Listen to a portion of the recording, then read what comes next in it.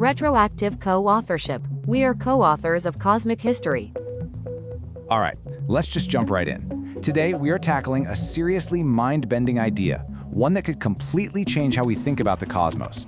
It's called retroactive co-authorship. And yeah, it basically suggests that the universe isn't just something we're looking at, it's something we are actively helping to write.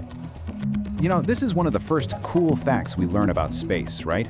You look up at a star that's a million light years away, and what you're really seeing is that star as it was a million years ago. It feels pretty straightforward. Information travels from way out there to us from back then to right now. But what if that's not the whole story? What if the very act of us looking, of our telescopes measuring that ancient starlight today, somehow reaches all the way back through time and helps lock in the history that we're observing? I know, it sounds wild, but that's the heart of what we're exploring. So let's break it down step by step. To even begin to grasp how we could influence the past, we've got to start with how we're messing with the universe's origins in the here and now. And believe it or not, for that, we're heading to a laboratory right here on Earth. Just think for a second about what's really going on at places like the Large Hadron Collider. Scientists are smashing particles together with unbelievable force to literally recreate the fiery conditions of the universe's first moments. I mean, this is so much more than just passively looking through a telescope. This is an active, controlled replay of cosmic history. And this whole process has a name: local reflexivity. It's this idea that the universe, right here on this little planet, through us and our technology, has figured out a way to look back at itself, to study its own birth. It's like we've become a tiny, localized learning center for the entire cosmos. And you know, this didn't just happen randomly. There's a pretty clear line you can draw. The cosmos itself set the stage, then life evolved. And out of that came consciousness. Consciousness created technology. And now, with that tech, we can circle all the way back and study the Big Bang. It's this incredible cosmic feedback loop. So, let's take this to the next level. We've gone from just looking at things to recreating them. Now we're going to see how that shifts us from being observers to being active participants in reality itself. This is where it gets really interesting. The brilliant physicist John Wheeler had this idea he called the participatory universe. He basically argued that on the quantum level, things aren't really real yet. They're just a cloud of possibilities. It's only when an observer, like us, makes a measurement that one of those possibilities has to snap into focus and become definite. So our observation isn't passive at all. It's actually part of the act of creation. But here's the jump. This new hypothesis takes Wheeler's idea a step further. Wheeler said we complete reality just by measuring it. This new idea says, no, we do more than that. By actively recreating the Big Bang in our labs, we're basically giving the universe a sandbox to experiment on itself, to test its own rules in a controlled setting. And I just love this metaphor.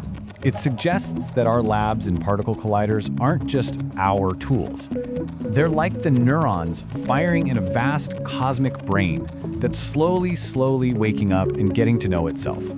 We're literally the brain cells of the universe. Pretty cool, huh? Okay, so we're active participants. We're helping the universe learn. Now, prepare yourself for the weirdest part of this whole thing: how our actions today could actually be shaping the past. This is the million-dollar question, isn't it? Quantum physics is already famous for being strange, especially when it comes to time. So, if we're helping create reality, does that power only work forwards, or does it work backwards too? Okay, look at this. Imagine a single photon of light that left a galaxy a billion years ago.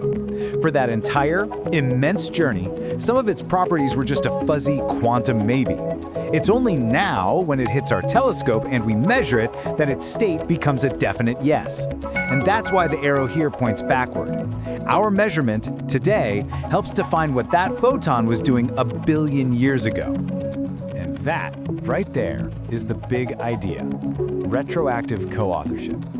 It means the past isn't some fixed thing, like a dusty book you pull off a shelf. It's more like a living document that's being constantly finalized by its relationship to the present. We are co-authoring the history of the cosmos. Now, this is a super important point. We have to be really clear. This isn't like a sci-fi movie where we can go back and change the past. It's more subtle. Think of the quantum past as a cloud of countless possible histories. Our measurement today doesn't rewrite anything. It just selects one of those paths and makes it the consistent, real one. So, if any of this holds true, what does it mean for us, for you and me? This last part is all about the seriously profound responsibilities that would come with living in a universe that learns through us. This really is the bottom line. If our observations are part of what makes reality real, then doing science isn't just about passively discovering what's already out there. Every experiment, every single measurement becomes a tiny act of creation. This leads to something called our ontological responsibility. And ontological is just a fancy word for anything related to the nature of being or existence. It means we have a responsibility for the very existence of the universe. We're not just watching the movie of the cosmos, folks. We're the custodians of a reality that is still figuring itself out. I mean, just let that sink in for a second. What does it mean? If we are really a part of this grand process of cosmic self-discovery, it elevates everything we do. Our curiosity, our science, our very consciousness becomes cosmically important. And I think this is the perfect way to leave it. This quote just says it all so beautifully. We don't live in a finished book with a story that's already written. We live in an open notebook. And we, all of us, are the ones holding the pen. We're writing the story of the universe as we go.